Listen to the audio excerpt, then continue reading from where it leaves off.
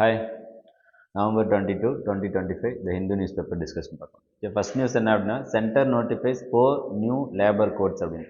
So இதுக்கு முன்னாடி 29 labour loss இருந்துச்சு, ஃப்ராக்மெண்டடாக அங்கங்கே லேபருக்கு ரைட் இருந்துச்சு. ஸோ அது எல்லாத்தையும் 4 லாஸ்க்குள்ளே கொண்டு வந்திருக்காங்க. அது என்னென்ன லாஸு ஸோ என்னென்ன கோடு அப்படின்னு சொல்லிட்டு 4 கோட்ஸ் மட்டும் பார்த்துக்கோங்க. அதில் இம்பார்ட்டன்ட் ப்ரொவிஷன்ஸ் மட்டும் பார்த்துக்கோங்க. ஃபார் எக்ஸாம்பிளுக்கு இப்போ என்னென்னா சோஷியல் செக்யூரிட்டி பெனிஃபிட்ஸில் ஆர்கனைஸ்ட் அண்ட் அன்ஆர்கனைஸ்டு செக்டர் ரெண்டு பேருமே இன்க்ளூட் பண்ணியிருக்காங்க அப்படின்றது பார்த்துக்கணும். ப்ளஸ் என்னென்னா கோட் ஆன் வேஜஸ் அது வந்து 2019 வந்துச்சு. இண்டஸ்ட்ரியல் ரிலேஷன்ஸ் கோட் 2020 இந்த மாதிரி ஒரு 4 கோட்ஸ் இருக்குது. இந்த 4 கோடில் இருக்கக்கூடிய இம்பார்ட்டன்ட் ப்ரொவிஷன்ஸ் மட்டும் பார்த்துக்கோங்க. இதை எடிட்டோரியலில் யாராவது டிஸ்கஸ் பண்ணுவாங்க, ஓகேவா? இதில் எம்ப்ளாயீஸ்க்கு என்னென்ன இஷ்யூஸ் இருக்குது, எம்ப்ளாயீஸ்க்கு என்னென்ன இஷ்யூஸ் இருக்குது அப்படின்னு சொல்லிட்டு. ஸோ அந்த இஷ்யூஸ் டிஸ்கஸ் பண்ணும்போது நம்ம இன்னும் ஃபர்தராக பார்த்துக்கோம். இப்போதைக்கு 4 கோட் இருக்குது அப்படின்றத பார்த்து வச்சுக்கோங்க. ஓகே. ஸோ நெக்ஸ்ட்டு செகண்ட் பேஜில் நியூஸ் எது இல்லாமல்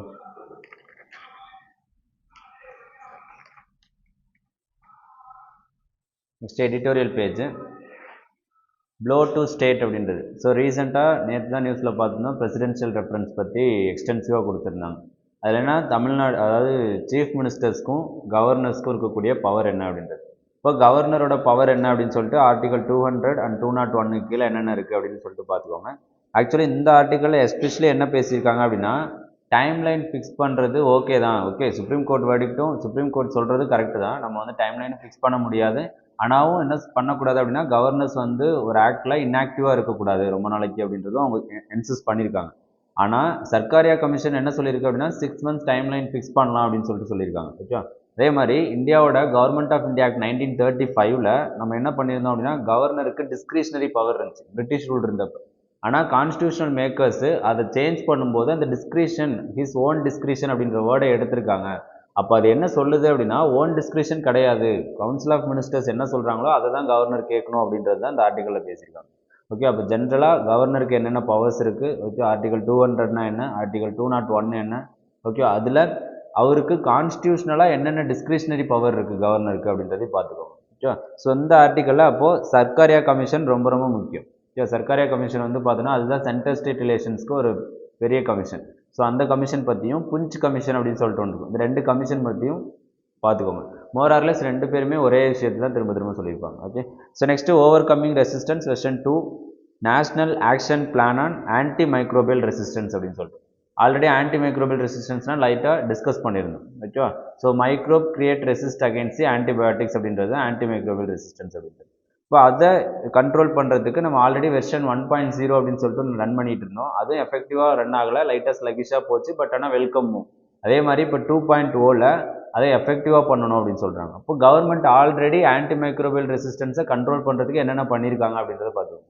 for example red line campaign, okay, டாக்டரோட ப்ரிஸ்கிரிப்ஷன் இல்லாமல் என்ன பண்ணக்கூடாது அப்படின்னா மெடிசன்ஸ் கொடுக்கக்கூடாது. இந்த மாதிரிலாம் நிறைய கவர்மெண்ட் வந்து மெஷர்ஸ் கொண்டு வந்திருக்காங்க. இதில் ஆன்டி மைக்ரோபியல் ரெசிஸ்டன்ஸ் கிரியேட் ஆகிறதுக்கு 3 முக்கியமான ரீசன்ஸ் என்ன அப்படின்னா, high infectious disease, over use and misuse of antibiotics, gaps in surveillance and health care. Okay, இதெல்லாம் இருக்கிறதுனால தான் ஆன்டி மைக்ரோபியல் ரெசிஸ்டன்ஸ் இன்க்ரீஸ் ஆகுது. அப்போ வே ஃபார்வர்டு என்னவாக இருக்கும், இது எல்லாத்தையும் அட்ரஸ் பண்ணும் அப்படின்றது. ஓகேவா? இப்போ பிலிம்ஸ் பாயிண்ட் ஆஃப் வியூவில் ஆன்டி மைக்ரோபியல் ரெசிஸ்டன்ஸ்னால் என்ன, அது எதனால் கிரியேட் ஆகுது, அதுக்கான காசஸ் என்னென்ன அப்படின்றது மட்டும் பார்த்துக்கோங்க. மெயின்ஸை பொறுத்த வரைக்கும் அதோட இம்பாக்ட்ஸ் என்ன, கவர்மெண்ட் மெஷர்ஸ் என்ன எடுத்திருக்கு, அதை எப்படி வந்து நம்ம அட்ரஸ் பண்ணலாம் அப்படின்றதையும் பார்த்து வச்சுக்கோங்க. Okay. So next rethinking a simple of environment responsibility அப்படின்றது. டெவலப்மெண்ட்டும் முக்கியம், இண்டஸ்ட்ரியல் க்ரோத்தும் முக்கியம், ஆஸ் வெல் அஸ் நமக்கு என்ன முக்கியம் அப்படின்னா என்வரான்மெண்ட்டை ரெசிலியண்ட்டாக க்ரியேட் பண்ணுறதும் முக்கியம். ஓகே. ஸோ இதுக்கு முன்னாடி என்ன இருக்குது அப்படின்னா, ஒரு இண்டஸ்ட்ரியல் ஏரியா இருக்குது அப்படின்னா அந்த இடத்துல ஒரு மைக்ரோ ஃபாரஸ்ட் வந்து கிரியேட் பண்ணும் அப்படின்னு சொல்லிட்டு ஒரு மேண்டட்டரி ப்ரொவிஷன்ஸ் இருக்குது. ஓகே. இப்போ ஒரு சிமெண்ட் ஃபேக்ட்ரி ஒரு இடத்துல வைக்கிறோம் அப்படின்னா அந்த சிமெண்ட் ஃபேக்ட்ரியை சுற்றி ஒரு ஃபாரஸ்ட் ஏரியா மெயின்டைன் பண்ணணும். இந்த ஆர்டிக்கலில் என்ன சொல்கிறாங்க அப்படின்னா, ஆன்சைட் மட்டும் இல்லாமல் we have to focus on off site அப்படின்றாங்க.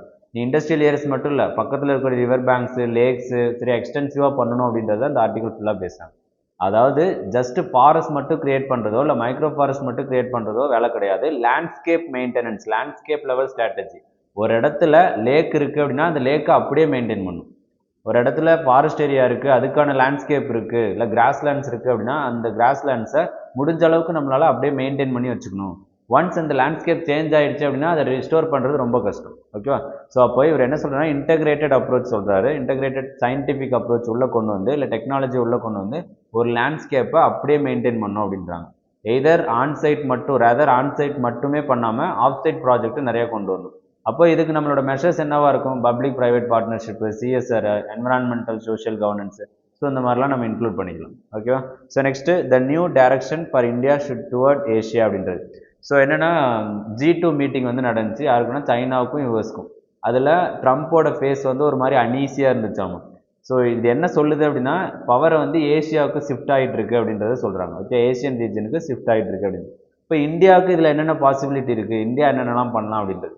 ஸோ ஆல்ரெடி நம்ம ரிக் ட்ரையாங்கிள் பற்றி பேசியிருந்தோம் இல்லையா, ரஷ்யா, இந்தியா, சைனா. ஸோ இந்த கோஆப்ரேஷன் கிரியேட் பண்ணுறதுக்கு இந்தியாவுக்கு பெட்டரான ஒரு ஆப்பர்ச்சுனிட்டி இருக்குது. அதே மாதிரி சைனா ரீசெண்டாக சைனா பாகிஸ்தான் எக்கனாமிக் காரிடார் இதிலேருந்து லைட்டாக வெளியே வந்திருப்பாங்க. ஸோ அதனால் அந்த இடத்த என்ன பண்ண முடியும் அப்படின்னா இந்தியா ஃபில் பண்ண முடியும். ஆல்ரெடி நமக்கும் அவங்களுக்கும் இருக்கக்கூடிய பார்டர் இஷ்யூஸ் இதெல்லாம் வந்து இது பண்ணிகிட்டு இருக்கோம், அதை ரிசால்வ் பண்ணிகிட்டு இருக்கோம். ஸோ இதெல்லாம் என்ன ஆகுது அப்படின்னா இந்தியாவுக்கும் சைனாவுக்கும் நடுவில் ரிலேஷன்ஷிப்பை வந்து இம்ப்ரூவ் பண்ணுது அப்படின்னு சொல்கிறாங்க. அது மாதிரி இந்தியா ஏஷியா கூடயும் ரொம்ப என்ன ஆகணும் அப்படின்னா க்ளோஸ் ஆகணும் அப்படின்னு சொல்கிறாங்க. Already regional comprehensive economic partnership அப்படின்னு சொல்லிட்டு ஒன்றில் இந்தியா இருந்தாங்க. ஓகே, ஏஷியன் லெவலில் நடக்கக்கூடிய அது ஒரு ட்ரேடுக்கான ஒரு பார்ட்னர்ஷிப். அதுலேருந்து இந்தியா வெளியே வந்துருந்துச்சு. ஆனால் இப்போ என்ன சொல்கிறாங்க அப்படின்னா அதுக்குள்ளேயே இந்தியா வந்து ஜாயின் பண்ணணும் அப்படின்னு சொல்கிறாங்க. ஓகே, ஸோ அது மூலமாக ஏஷியாவில் அதிகமாக என்ன பண்ணோம் அப்படின்னா இந்தியா ஃபோக்கஸ் பண்ணால் 2047 கண்டிப்பாக நம்ம என்ன பண்ணிடலாம் அப்படின்னா விக்சித் பாரத் அட்டைன் பண்ணிடலாம் அப்படின்னு சொல்லிட்டு இவரோட ஆர்குமெண்ட். ஓகேவா?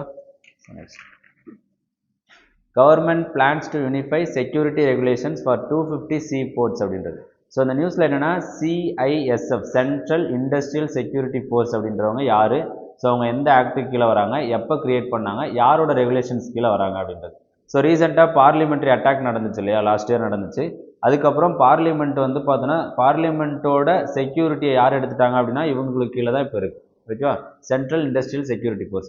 ஸோ மேஜர் ஏர்போர்ட்ஸ்க்கு, மேஜர் போர்ட்ஸுக்கு இது எல்லாத்துக்குமே செக்யூரிட்டி ப்ரொவைட் பண்ணுறது இவங்களோட வேலை. Okay, so next IAF Tejas crashes at Dubai air show pilot dead அப்படின்றது. ஸோ நம்மளோட தாம்மா தேஜஸ் ஏர்கிராஃப்ட் அப்படின்றது. அப்போது இதில் நியூஸ் தேவையில்ல, லாஸ்ட் பேராகிராஃப் பாருங்கள். த இண்டிஜினஸ் ஜெட், அதாவது நம்ம இந்தியாவில் கிரியேட் பண்ணது 2001 கிரியேட் பண்ணியிருக்காங்க. இப்போ அடல் பிஹாரி வாஜ்பாய் என்னவாக இருந்தார் அப்படின்னா பிரைம் மினிஸ்டராக இருந்தார். ஸோ இது எப்போ ஆக்சுவலாக கான்செப்டுவலைஸ் பண்ணாங்க அப்படின்னா 1984 இதை கான்செப்டுவலைஸ் பண்ணி 2001 இதை கிரியேட் பண்ணி 2003 இதுக்கு தேஜஸ் அப்படின்னு சொல்லிட்டு அடல் பிஹாரி வாஜ்பாய் வந்து நேம் வச்சார் அப்படின்னு சொல்கிறாங்க. ஓகே, ஸோ அந்த லாஸ்ட் பேராகிராஃப் மட்டும் போதும். ஓகே, அப்புறம் லைட்டாக இதை பற்றி ஃபேக்ட் வந்து கலெக்ட் பண்ணி வச்சுக்கோங்க. ரேஞ்சஸ்ஸு, சரி, அது எப்படி ஒர்க்கிங் மெக்கானிசம், ஓகே, எத்தனை இன்ஜின் இருக்கும், அந்த மாதிரி லைட்டாக ஃபேக்ட் போதும், ரொம்ப வேணும். Okay, so next COP 30 draft text skip mention தி ஃபாசில் ஃபியூல் யூஸ் அப்படின்றது. ஸோ இப்போ COP 30 நடந்துட்டுருக்கு. அதில் ஒரு டெக்ஸ்ட் மென்ஷன் ஆயிருக்கு. என்னென்னா எந்தெந்த கண்ட்ரி எப்போ நீங்கள் ஃபாசில் ஃபியூல் யூஸ் பண்ணுறத கம்மி பண்ண போகிறீங்க அப்படின்னு சொல்லிட்டு ஒரு டைம்லைன் சொல்லுங்கள் அப்படின்னு சொல்லிட்டு. ஸோ அதை எல்லாருமே என்ன பண்ணிட்டாங்க அப்படின்னா ஸ்கிப் பண்ணிட்டாங்க. ஓகே, ஸோ அவ்வளோதான். அப்போது ஆல்ரெடி நமக்கு என்ன இருக்குது அப்படின்னா நியூ கலெக்டிவ் குவான்டிஃபைடு கோல் அப்படின்னு சொல்லிட்டு ஒன்று மென்ஷன் பண்ணியிருக்காங்க. அதுவே போதும் அப்படின்னு சொல்கிறாங்க. இப்போ நியூ கலெக்டிவ் குவான்டிஃபைடு கோல் அப்படின்னா என்ன அப்படின்றத பார்த்துக்கணும். ஓகேவா? அதில் 1.5 டிகிரி செல்சியஸ்க்கு மேலே டெம்பரேச்சர் இன்க்ரீஸ் பண்ண விடக்கூடாது. அப்போ அதுக்கு ஒரு சென்ட்ரல் கவர்மெண்ட்டும் ஒரு நேஷனல் கவர்மெண்ட்டும் என்னென்ன கான்ட்ரிபியூட் பண்ணணும் அப்படின்றது தான் நியூ கலெக்டிவ் குவான்டிஃபைடு கோல் அப்படின்றது. ஓகே, ஸோ அதை மட்டும் பார்த்து வச்சுக்கோங்க. நெக்ஸ்ட் வந்து பார்த்தோன்னா guidelines defining obscenity in online content proposed அப்படின்றது. அதாவது obscene content, pornographic content, okay, invasive, அது அடுத்தவங்களோட ப்ரைவசியை வந்து டேமேஜ் பண்ணுற மாதிரி ஏதோ ஒரு கண்டென்ட் இருந்துச்சு அப்படின்னா அதை ரெகுலேட் பண்ணுறதுக்கான கைட்லைன்ஸ் வந்து இஷ்யூ பண்ணியிருக்காங்க. ஓகேவா? ஸோ இப்போ ஆல்ரெடி நம்மள்ட்ட என்ன இருக்குது அப்படின்னா ஐடி ஆக்ட் 2000 இருக்குது. ஐடி ரூல்ஸ் 2021 கொண்டு வந்தோம். இப்போ கூட ரீசெண்டாக ஐடி ரூல்ஸ் அமெண்ட் பண்ணோம் 2025. எதுக்காக அப்படின்னா ஏஐ கண்டென்ட்டை லேபிள் பண்ணணும் அப்படின்னு சொல்லிட்டு. அதே மாதிரி ஆப்ஷன்ஸ் கண்டென்ட்ஸையும் லேபிள் பண்ணணும். ஓகேவா? எந்த இடத்துல ஆப்ஷன் கண்டென்ட் வருதோ அந்த இடத்துல லேபிள் பண்ணணும் அப்படின்னு சொல்லிட்டு இவங்க சொல்கிறாங்க. ப்ளஸ் அதை ரெகுலேட் பண்ணணும் அப்படின்னு சொல்கிறாங்க. அதுக்கு கீழே நிறைய ஆக்ட் மென்ஷன் பண்ணியிருக்காங்க. சினிமாட்டோகிராஃப் ஆக்ட் மென்ஷன் பண்ணியிருக்காங்க, cable television networks act mention பண்ணியிருக்காங்க. இதெல்லாம் லைட்டாக பார்த்து வச்சுக்கோங்க. ஓகே, ஐடி ரெகுலேஷன்ஸ்க்கோ இல்லை டிஜிட்டல் மீடியாவை ரெகுலேட் பண்ணுறதுக்கோ ஓடிடி பிளாட்ஃபார்ம் ரெகுலேட் பண்ணுறதுக்கோ நம்மள்ட்ட இவ்வளோ லாஸ் இருக்குது அப்படின்றத பார்த்து வச்சுக்கணும். ஆனால் என்ன பிரச்சனை அப்படின்னா டிஜிட்டல் சர்வீசஸு ஸ்பெசிஃபிக்காக அப்படின்ட்டு நம்மள்ட்ட எந்த லாவும் கிடையாது. ஏஐக்கு ஸ்பெசிஃபிக்காக லா கிடையாது. ஓகே, டிஜிட்டல் சர்வீசஸ்க்கு ஸ்பெசிஃபிக்காக லா கிடையாது. அதே மாதிரி ஓடிடி பிளாட்ஃபார்ம்ஸ்க்கு ஸ்பெசிஃபிக்காக லா கிடையாது. எல்லாத்தையுமே ஆல்ரெடி இருக்கிற லாவை வச்சு என்ன பண்ணி வச்சுருக்கோம் அப்படின்னா ஸ்ட்ரென்தன் பண்ணி வச்சுருக்கோம் அப்படின்றது. இப்போ one of the way forward என்ன எழுத முடியும் அப்படின்னா ஸ்பெசிஃபிக் லாஸ் கொண்டு வரணும் அப்படின்னு சொல்லிட்டு எழுதணும். ஓகே, கவர்மெண்ட் மெசேஜ் எழுதும்போது இது எல்லாத்தையும் கவர்மெண்ட் மெசேஜில் எழுதி விடணும். ஓகேவா? So next Assam groups hold protest for Bodo Accord implementation அப்படின்றது. ஸோ போடோ லேண்ட் ரீஜியன் அப்படின்றது அஸ்ஸாமில் இருக்கக்கூடிய ஒரு ரீஜியன். அங்கே போடோ ட்ரைபல் அட்வைசரி கவுன்சில்னு ஒன்று இருக்குது. அப்போது article 280 and 6th schedule of the constitution என்ன சொல்லுது அப்படின்றத பார்த்துக்கோங்க. Okay. So Bodo peace accord அப்படின்றது எப்போ சைன் பண்ணியிருப்பாங்க அப்படின்னா 125th constitution amendment bill introduce பண்ணி அது மூலமாக போடோ பீஸ் அக்கார்டு வந்து சைன் பண்ணியிருப்பாங்க. ஆக்சுவலி அவங்க என்ன கேட்பாங்கன்னா போடோ லேண்ட் அப்படின்றது ஒரு செப்பரேட் ஸ்டேட்டாக வேணும் அப்படின்னு சொல்லிட்டு கேட்பாங்க. ஓகே. ஸோ அதை இது பண்ணுறதுக்காக தான் போடோ பீஸ் அக்கார்டு வந்து சைன் பண்ணியிருப்பாங்க. ஓகேவா. ஸோ அப்போ அந்த போடோ லேண்ட் எங்கே இருக்குது, ஆர்டிகல் 280 என்ன சொல்லுது, 6th schedule of the constitution என்ன சொல்லுது அப்படின்றத ரைட்டாக பார்த்து வச்சுக்கோங்க. ஓகேவா. So next RBI and ECB agree to start UPI TIPS link realisation to phase அப்படின்றது. யூபிஐ டிப்ஸ் அப்படின்னா என்ன அப்படின்றது. ஓகேவா. இந்தியா யூரோப்பியன் யூனியன் இவங்க 2 பேரோட இன்ஸ்டன்ட் பேமெண்ட் சிஸ்டமை லிங்க் பண்ணுறது தான். ஓகேவா. So target instant payment settlement அப்படின்றது யாரோடது, யூபிஐ யாரோடதுன்னு பார்த்து வச்சுக்கோம். யூபிஐ நம்மளோடது, டார்கெட் பேமெண்ட் வந்து யூரோப்பியன் யூனியன். இது ரெண்டையும் லிங்க் பண்ணுற போது என்ன ஆகும் அப்படின்னா கிராஸ் பார்டர் டிரான்சாக்ஷன் ஸ்விஃப்டாக நடக்கும் அப்படின்றது தான் விஷயம். ஓகே.